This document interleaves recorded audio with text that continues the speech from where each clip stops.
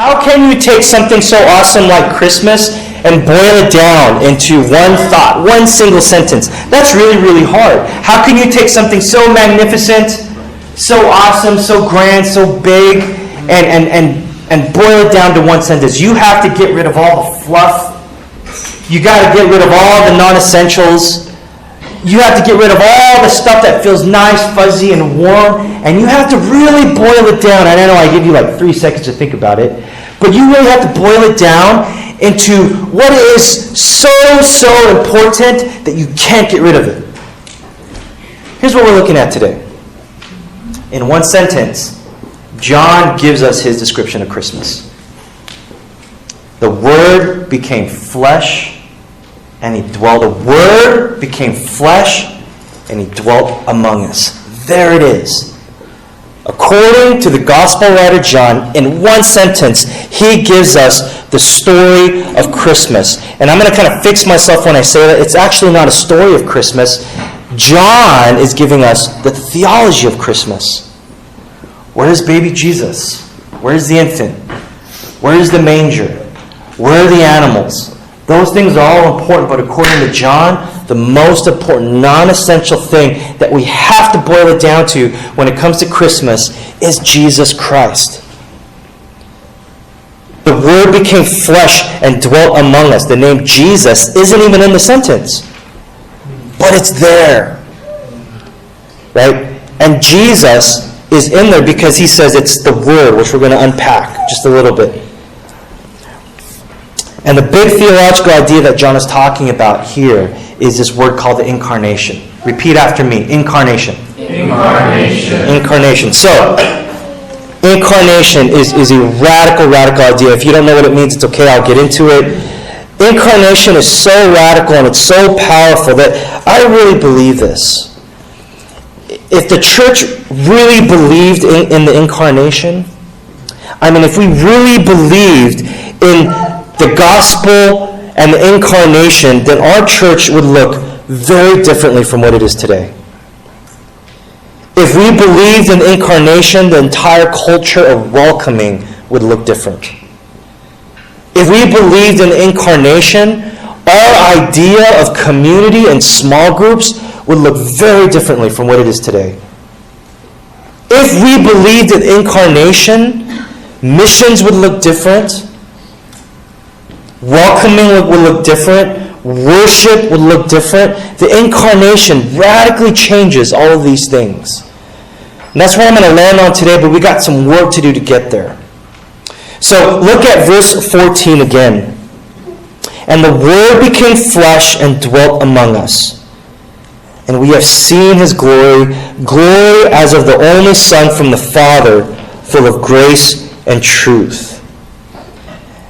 Just one verse today. That's where we're going to spend our time. Now, the word for word comes out a lot in John chapter 1, and the word for word in the Greek is the word logos. And if you were in the EM last Sunday, we spent some time deconstructing that. But every time the gospel writer talks about the word, you can pretty much substitute it with the word Jesus. And that's John's way of contextualizing the gospel, communicating the gospel to his audience. Jews and Greeks and people all over the world. He's trying to communicate the message of Jesus in a powerful and dense way, and in a way that they can understand. But here's what we need to know. Incarnation simply means becoming flesh. Incarnation means becoming flesh. So think about that word incarnation. The root word is carne. Let's not kid ourselves. What does that sound like? Carne asada burrito. Stop lying. Stop trying to get off the air. That's what it sounds like. Carne asada burrito. Right? Carne asada burrito is a meat burrito. I don't mean to be disgusting. It's a flesh burrito, which is why it's so awesome. You know what I'm saying? Some of you, like Kevin, for example, he doesn't mess with all the non-essentials. Get to the point. Give me the meat. And okay, put in a tortilla because I have to wrap it in something, right? That's what it is. It's a meat burrito. It's a flesh burrito, which I know sounds disgusting, but it's going to stick now. Watch. Okay? Because God becoming flesh, the incarnation, that means God became a carne asada burrito. I mean, he became flesh. And so you can think about that concept. It's heavily theological. But that's really what it is. That's what Christmas is. Every time I look at the manger, every time I look at the nativity scene, and every time, we do all these kind of Christmas presentations, it's all centered around carne asada burrito. I mean, God becoming flesh. Think about that, church. I mean, if I didn't have to preach here, I would just lead you in worship and meditation. We could just sit on that truth for the next 30 minutes. It's so wonderful. Let me put it this way. I was in college. My second year, I dormed, and I got an apartment with some roommates. And it is one of the most diverse groups you ever meet. And these guys, I met my freshman year, and we decided to get an apartment. We're all excited. It was a Mexican guy, a Filipino guy, a white guy, and then there was me. And so we decided to room together, and so we thought, okay, we're going to combine our efforts. We have to live and dwell together, and so we're going to contribute all kinds of different things. And so we needed a refrigerator, we needed a TV, we needed a couch, right? And these guys saying, I'll bring this, right? And then we said, okay, we need a rice cooker. And they all looked at me. And I was like, y'all racist. Y'all racist. Why do I need a rice cooker? Right? I was like, John, he's Filipino, but he's like half Asian, half black. That's what Filipinos are. You're Asian, right? You have to have a rice cooker. So I was like, you're right. So I went home, and I stole my mom's rice cooker. I brought it to the apartment, right? And that was now my responsibility. The rice cooker was the Korean guy's responsibility. And so I learned how to make rice, and I got pretty good at it. And I would make rice, and we just kind of created a system. I'll make a whole bunch of rice, and people just kind of take a scoop of rice when they're hungry, and if it's empty, I would refill it. It was my responsibility. And so I remember a whole quarter goes by, and now it's almost winter break, but before winter break, we have finals. That's how it rolls. And so I remember it was finals week, and so Sunday night, before we get into a week of hardcore studying, I make a whole mess of rice. And so I remember, okay, I take one scoop out of it on Sunday night, and that was good. And I think, my roommates are going to go crazy on this stuff all week. They're too busy to go out and eat and all that stuff, so it's going to get empty soon. That's what I was thinking. And so Sunday night goes by, now it's Monday. And I look at the rice, and no one ate the rice, but then it starts to smell a little bit. That's what happens. You know what I'm saying? That's what happens. Yeah, Mr. Rice up there, right? It's not keeping my rice fresh. And so I'm okay, whatever. Monday rolls around, now it's Tuesday, I open up the rice cooker. Now it's smelling a little bit more. Whatever, and I close it. Wednesday rolls by. What's after Wednesday? Thursday rolls by. And now it's Friday. And I get into my car, I'm ready to go home for winter break. I'm on the 405, right? And I'm stuck in traffic. I'm thinking about how great my winter break is going to be. And then it was like the Holy Spirit slapped me in the face and reminded me. I was like, oh my gosh, the rice cooker! Whatever. So I just went home and I just left it. Right? Now, for those of you who have experienced college, how long is winter break? At least 2 weeks. Right, so my rice cooker is there for 2 weeks, just creating all kinds of glory. You know what I'm saying? And I'm enjoying my winter break, and I don't really care what's going on. And so I drive back home, and I'm ready to hit the new quarter again. And I'm unpacking. I'm like, oh my gosh, the rice cooker! Right? And so I'm like, I look at the rice cooker, and fear sets in. You know what fear is? You guys know what fear is? Okay, that was fear.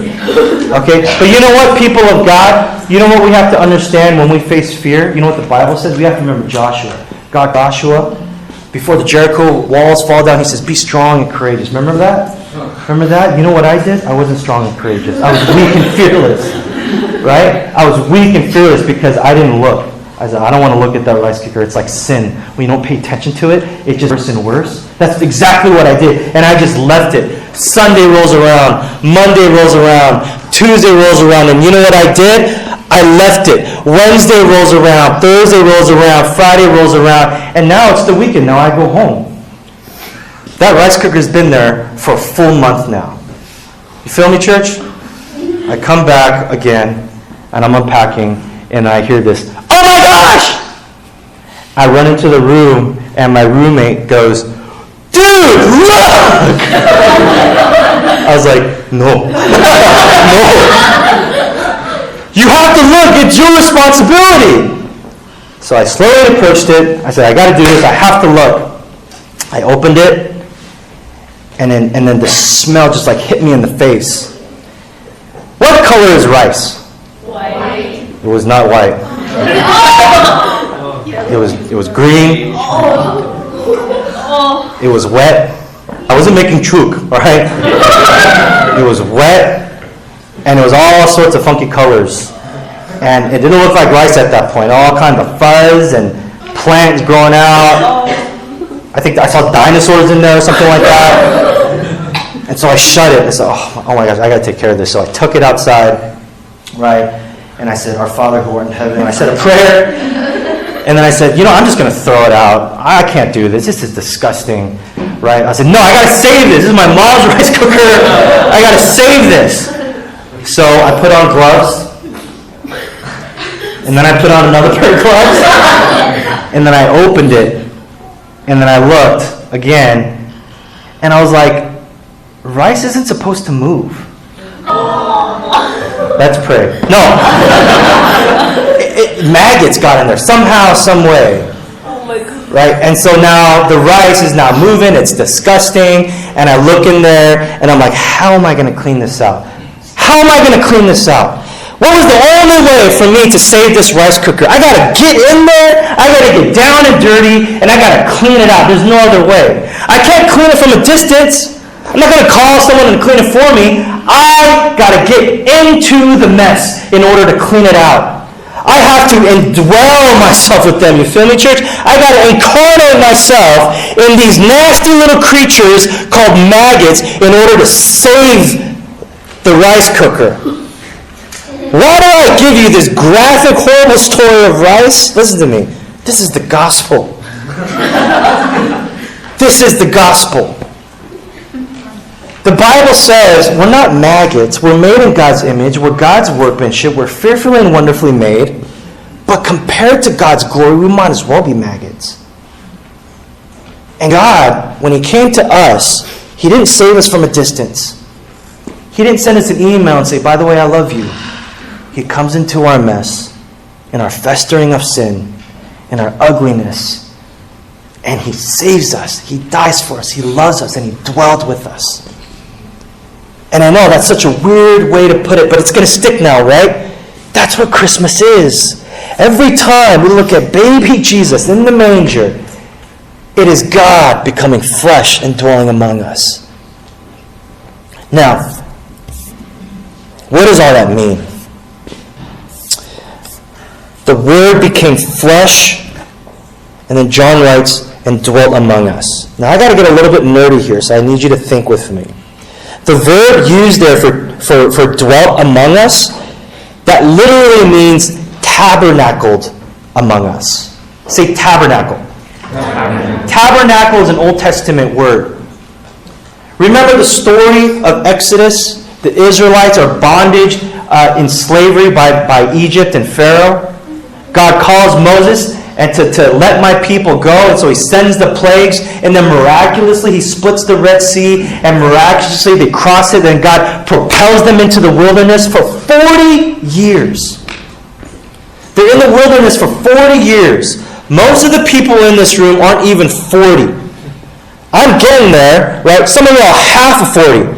Some of you are half of 40. That's 2 of your lifetimes in the wilderness. So 40 years in the wilderness, now you're wandering and you're wandering and you're wandering, trying to find your place on this planet, trying to find purpose, but God leads them. You know how God leads them? Cloud by day and a pillar of fire by night.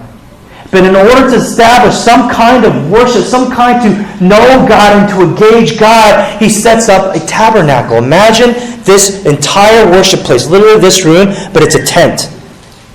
God would say, set it up, and so they would set it up. God would say, tear it down, and they would travel. And in that tent of meeting, in that tabernacle, there was this place called the Holy of Holies. And in that Holy of Holies, there was called the Ark of the Covenant. And in the Ark of the Covenant were the 10 Commandments, the stone tablets. And that was God's presence. You see, as New Testament believers, we take that for granted because God didn't indwell His Spirit among the church and amongst believers. He spoke to one person. Once a year, the high priest would go into the Holy of Holies and offer sacrifice for the sins of the people, and that was it. You pray to God back then, you're praying to thin air. God didn't communicate to you. That was God's Old Testament way of dwelling with His people. He tabernacled among them. So here's what John is doing. To the New Testament believers, he's using Old Testament language, and he's saying God tabernacled among us. That was His way of not just being with us and saying hi and giving us a visit, but He dwelt among us. Not by cloud, not by fire, but in flesh. Now I know that sounds very, very weird. But you have to understand how important that is to the gospel and to the Christian faith. And it's so important that people throughout history have tried to handle the wonders of the incarnation of the gospel to the extent that they would get it wrong. And even if you're a little bit wrong, you're fully wrong. And people throughout history have tried to explain it to the extent that the church would deem them as heretics.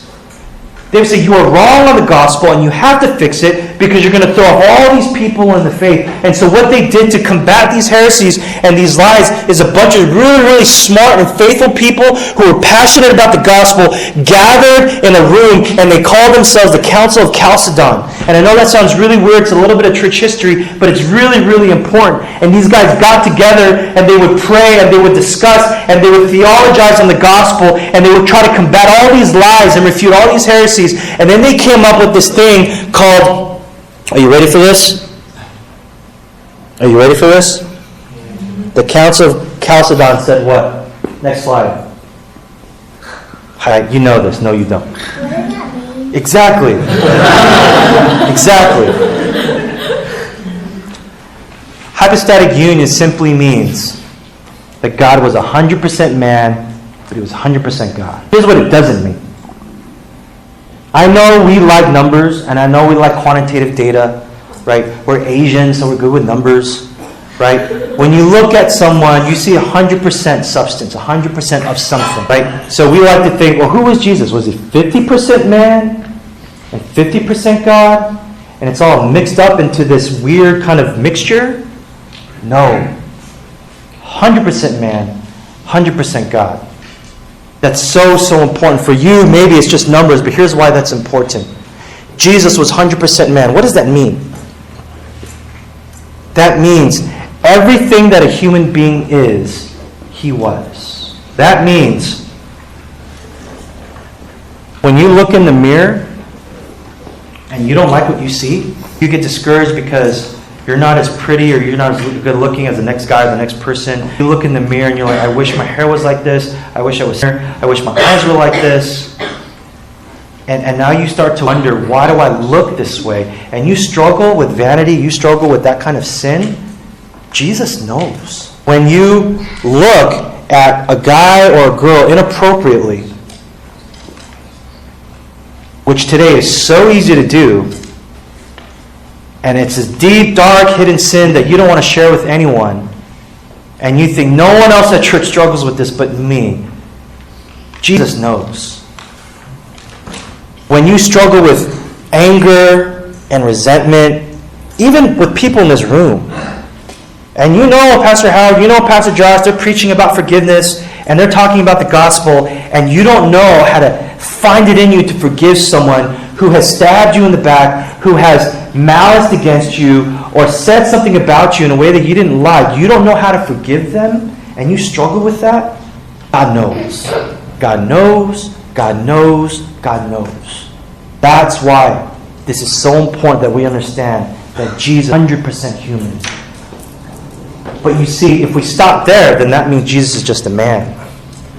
But Jesus was 100% God. So what does that mean? And this is where it gets crazy good. He knows your sin. He knows your struggles. But what did Jesus do? He conquered it. He struggled with that temptation, but He overcame it. And sin would come after him after 40 days in the wilderness and tempt him with food and tempt him with all these things like glory. And Jesus would look at it and he would spit fire and truth in its face. And he said, I'm going to conquer this. Which makes Jesus the champion of our faith. That even though we can fail in our failures and our darkness and our sins, Jesus identifies and he knows. But when we press into Jesus and we give our faith to Jesus and we trust in Jesus, then we can find rest in knowing that God conquered that. And it was so easy for him. Amen. And the finality of that was in the cross of Jesus Christ. We have this completion, this perfection of faith.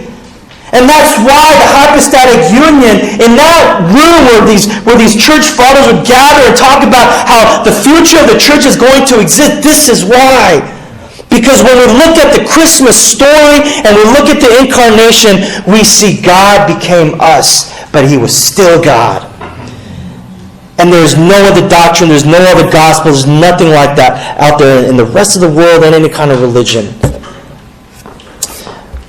Let me tell you why this is important for us. And I know maybe for you that was a little bit heady. And so let me just kind of break this down a little bit. I know that there's teenagers in this room and there's kids in this room. Let me just put it this way.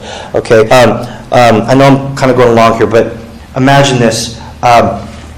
Don't say this out loud. Just think in your head. Okay, imagine, guys, brothers, imagine the prettiest girl at your school. Don't say it out loud. The prettiest girl at your school. You don't have to blush.